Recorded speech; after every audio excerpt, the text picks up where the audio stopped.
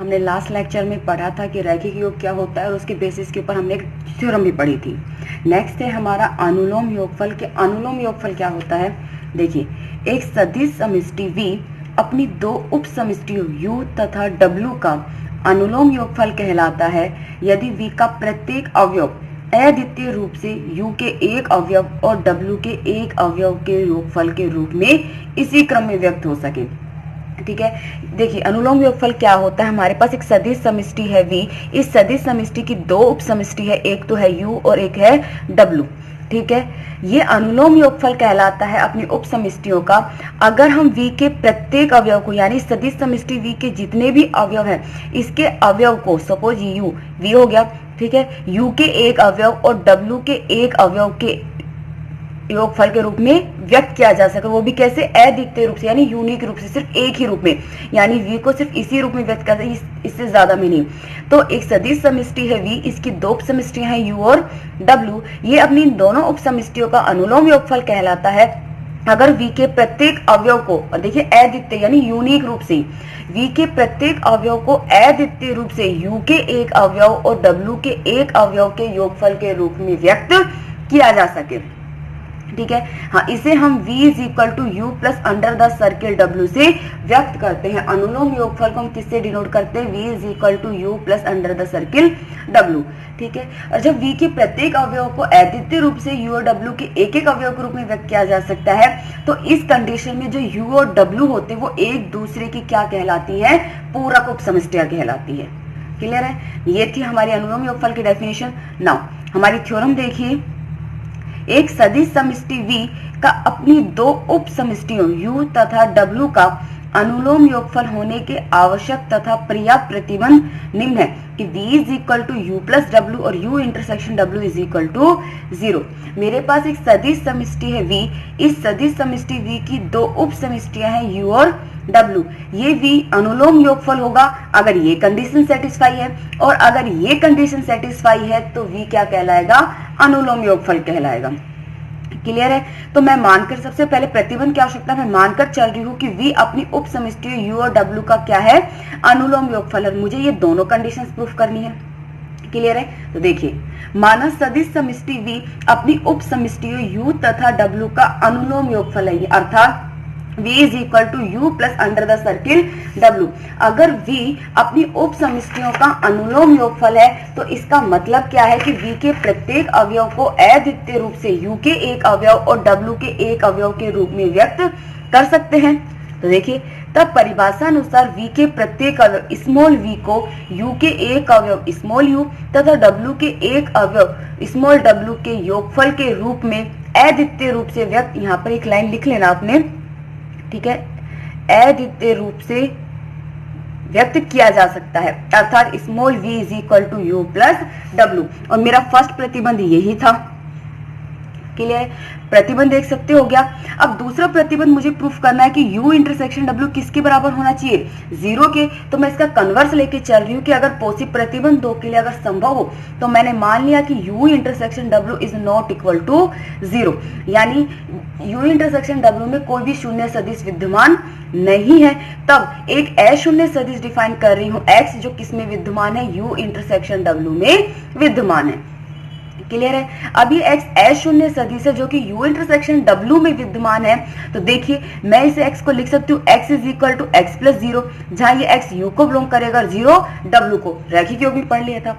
और इस X को इस तरीके से भी डिनोट कर सकती हूँ कि X is equal to 0 plus X, जहां 0 U में बिलोंग करेगा और X W में, क्योंकि 0 दोनों में नहीं है, या तो U में है या फिर W में, क्योंकि ये दोनों V की उप समष्टियां है, तो योग संक्रिया का तत्समक अवयव तो विद्यमान है। लेकिन हम कन्वर्स लेके चल रहे हैं कि U intersection W is not equal to 0, यानी U और W दोनों में शून्य विद्यमान नहीं है, किसी एक में विद्यमान, या तो U में या फिर W में। अगर W में विद्यमान है तो मैं लिख सकती हूँ X is equal to X plus 0, जहां ये X U को बिलोंग करेगा और 0 W को, या फिर मैं जीरो यू में भी हो सकता है, यानी उसे लिख सकते हो x is equal to 0 plus x, जहां 0 यू को बिलोंग करेगा, x w को। इससे क्या स्पष्ट हो रहा है कि जो मेरा ये अशून्य सदिश है x v का एलिमेंट है, इसको कम से कम दो प्रकार से u के एक अवयव और w के एक अवयव के योगफल के रूप में व्यक्त कर सकते हैं। यहाँ x u का था तो यहाँ x w का, यहाँ 0 u w में था तो 0 u में, यानी v के एक एलिमेंट को हम u और w के एक एक अवयव के योगफल के रूप में दो प्रकार से व्यक्त कर सकते हैं, जो कि मेरी अनुलोम योगफल की डेफिनेशन है उसका क्या करता है, खंडन करता है। क्योंकि अनुलोम योगफल ये कहती है कि v के प्रत्येक अवयव को u के एक अवयव और w के एक अवयव के एक अवयव के योगफल के रूप में अद्वितीय रूप से व्यक्त किया जा सकता है। तो यानी ये मेरा इस बात का खंडन कर रहा है, यानी मैं ये जो मानकर चली थी u intersection w is not equal to 0 गलत है, यानी केवल 0 ही एक ऐसा सदिश है जो u और w दोनों में उभयनिष्ठ है, अर्थात u intersection w is equal to 0। Now clear है। नेक्स्ट, प्रतिबंध की पर्याप्तता। मैं मानकर चल रही हूँ कि प्रतिबंध 1 और 2 दोनों क्या है, सत्य है, यानी v is equal to u plus under the circle w और u intersection w is equal to 0 और u प्लस w था, और मुझे प्रूफ करना है कि v क्या है, अनुलोम योगफल है, अर्थात v is equal to u plus under the circle w, यानी v के प्रत्येक अवयव को अद्वितीय रूप से u के एक अवयव और w के एक अवयव के योगफल के रूप में व्यक्त किया जा सकता है। ठीक है, अब देखिए ये प्रतिबंध 1 है, v is equal to u plus डब्ल्यू दे रखा है। ठीक है, यानी प्रतिबंध 1 से ये तो सत्य है कि v के प्रत्येक अवयव को u के एक अवयव और w के एक अवयव के योगफल के रूप में व्यक्त किया जा सकता है, ये तो प्रतिबंध है। अब मुझे ये प्रूफ करना है कि जो ये प्रतिबंध योगफल है वो कैसा है, अद्वितीय यानी यूनिक है। क्लियर है ना।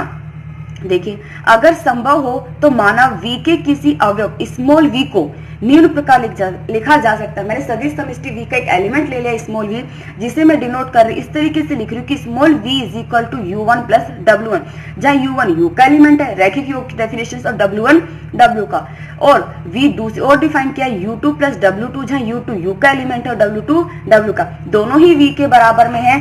तो यानी u1 प्लस w1 किसके बराबर हो गया, u2 प्लस w2, यानी u1 minus u2 is equal to w2 minus w1।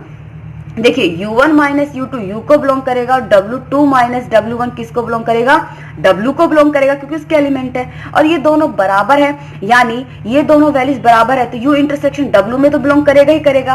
आ रही है बात समझ में। u1 और जो u2 था वो u के एलिमेंट थे, तो u1 माइनस u2 किसको बिलोंग करेंगे, u को बिलोंग करेंगे। w1 और w2 w के एलिमेंट थे, तो w2 माइनस w1 किसको बिलोंग करेंगे, w को बिलोंग करेंगे। क्लियर है ना। अब ये वैल्यूज क्या दी हुई है आपकी, बराबर दी हुई है, w2 माइनस w1, ये वैल्यू u को बिलोंग कर रहा है, ये w को बिलोंग कर रहा है, और ये u को और ये w को, और ये दोनों बराबर है। बराबर है इसका मतलब क्या है कि ये जो वैल्यूज है किस में बिलोंग करेगी, u इंटरसेक्शन w में विद्यमान होगी। क्लियर है। अब प्रतिबंध 2 से u इंटरसेक्शन w किसके बराबर है, 0 के बराबर, यानी ये 0 के बराबर हो गया।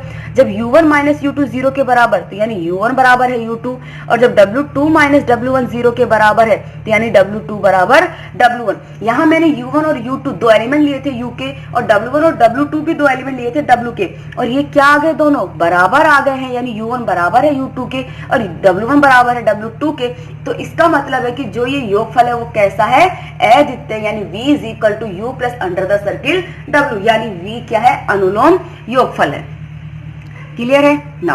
असंयुक्त उपसमष्टि, देखो नाम से ही पता चल रहा है, असंयुक्त उपसमष्टि यानी क्या होती है, यदि u और w सदिश समष्टि v की दो उप समष्टि हैं तो u w असंयुक्त उपसमष्टि कहलाएंगी अगर u इंटरसेक्शन w क्या है, 0 हो, यानी दोनों में सिर्फ एक एलिमेंट उभयनिष्ठ और वो शून्य सदिश। तो एक सदिश समष्टि है v, इस सदिश समष्टि v की दो उप समष्टियां हैं u और w। ये u और w असंयुक्त उप समष्टि कहलाती है अगर इन दोनों में केवल शून्य सदिश ही क्या हो, उभयनिष्ठ हो, अर्थात u intersection w is equal to 0। एक एग्जांपल देख लीजिए, फर्स्ट एग्जांपल समझा रही हूँ। ये जो मैंने आपको थ्योरम्स पढ़ाई हैं, उप समष्टियां कैसे फाइंड की जाती है, रैखिक योग क्या होता है, अनुलोम योगफल क्या होता है, सारी डेफिनेशन अच्छे से पढ़ लेना, थ्योरम रिजल्ट देती है कर लेना। सिर्फ एक एग्जांपल समझा रही हूँ, बाकी एग्जांपल नेक्स्ट लेक्चर में समझाऊंगी, लेकिन उससे पहले सारी डेफिनेशन क्लियर होनी चाहिए आपकी।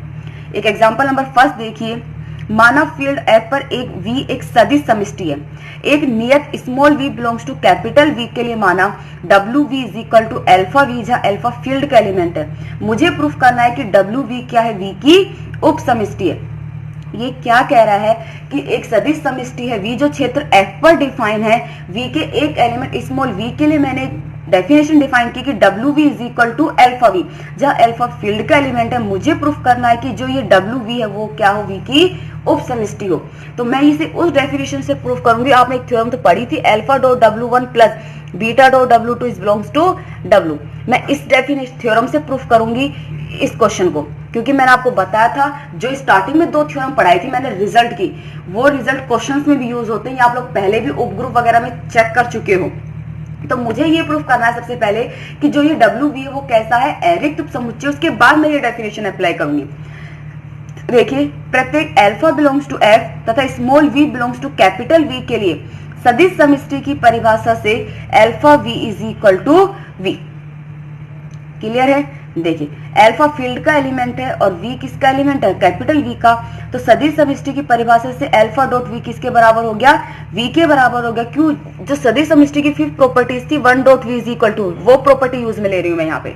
क्लियर है? तो अल्फा v अगर v के यानी, और अल्फा v किसका एलिमेंट है, डब्ल्यू वी का, यानी डब्ल्यू वी का एलिमेंट v में उपस्थित है, तो यानी डब्ल्यू वी क्या है, v का उप समुच्चय हो गया।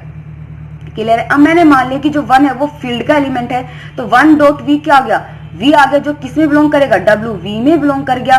तो यानी डब्ल्यू वी कैसा है, अरिक्त उप समुच्चय है ना। अब फील्ड के 2 एलिमेंट ले रही हूँ, डब्ल्यू वी के 2 एलिमेंट ले रही हूँ। अल्फा बीटा फील्ड के एलिमेंट ले लिए और W1 W2 मैंने इस सेट WV के एलिमेंट लिए, जो किस तरीके से होंगे, W1 बराबर होगा अल्फा V के इस डेफिनेशन और W2 भी बराबर होगा बीटा V के। नाउ अब फॉर प्रत्येक lambda mu belongs to F के लिए lambda W1 plus mu W2। देखिए, अल्फा और बीटा की जगह लैम्ब्डा और म्यू है और W1 W2 है। W1 की वैल्यू पुट कर दी, lambda into alpha V plus mu, W2 की वैल्यू बीटा V इज हो गई। नाउ इसे हम लिख सकते हैं साचरता नियम से, क्योंकि फील्ड के एलिमेंट है, क्षेत्र F के एलिमेंट है। देखिए, इसे लिख सकते हैं lambda alpha into V plus mu beta into V, यानी lambda alpha plus mu beta into V किस में बिलोंग कर गया, WV में। क्योंकि देखिए, अल्फा बीटा लैम्ब्डा और म्यू फील्ड के एलिमेंट है, तो लैम्ब्डा अल्फा किसका एलिमेंट होगा, फील्ड का एलिमेंट होगा, और म्यू बीटा भी किसका एलिमेंट होगा, फील्ड का एलिमेंट होगा। समृद्धता की प्रॉपर्टी से lambda alpha plus mu beta किसके एलिमेंट हो गए, फील्ड के एलिमेंट हो गए।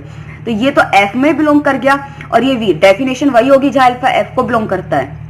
तो W का एलिमेंट हो गया, जहां lambda alpha plus mu beta belongs to F, यानी W क्या है, V की उप समष्टि। सॉरी, ये गलती नहीं, W नहीं है यहाँ पे, इसे आप लिखना WV, V की उप समष्टि है। क्लियर है? ये थ्योरम्स क्लियर कर लेना। क्वेश्चन जो आपके है सारे करवाऊंगी मैं सॉल्यूशन, लेकिन थ्योरम याद होगी तो क्वेश्चन समझ में आएंगे, वरना अदरवाइज नहीं। और कोई भी डाउट है तो मुझे बता देना, मैं फिर से रिपीट कर दूंगी।